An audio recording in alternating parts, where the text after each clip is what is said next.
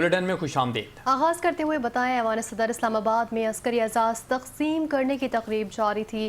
صدر مملکت نے قومی خدمت کے اعتراف میں فوجی افسروں اور جوانوں میں ایوارڈز تقسیم کیے۔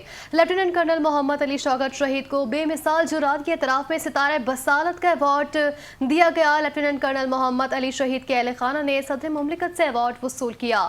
وطن عزیز پر قربان ہونے والے سپاہی سبحان بلوچ شہید کے لیے ستارہ بصالت کا ایوارڈ دیا گیا۔ سپاہی سبحان مجید بلوچ کا ایوارڈ ان کے والد اور اہلیہ نے وصول کیا۔ سپاہی اسٹار محمد کو غیر معمولی بہادری کے اعتراف میں ستارہ بصالت سے نوازا گیا۔ ایئر مارشل کاشف قمر کو بے مثال کارکردگی پر ہلال امتیاز دیا گیا۔ میجر جنرل سبطین رفیق کو شاندار خدمات پر ہلال امتیاز ملٹری دیا گیا۔ ریئر ایڈمرل مظہر محمود ملک کو ہلال امتیاز ملٹری کا ایوارڈ دیا گیا۔ میجر جنرل ملک مقبول رضا کو ہلال امتیاز ملٹری کا ایوارڈ دیا گیا۔ ایئر وائس مارشل شاہد منصور جہانگیری کو پیشترانہ خدمات پر ہلال امتیاز ملٹری دیا گیا۔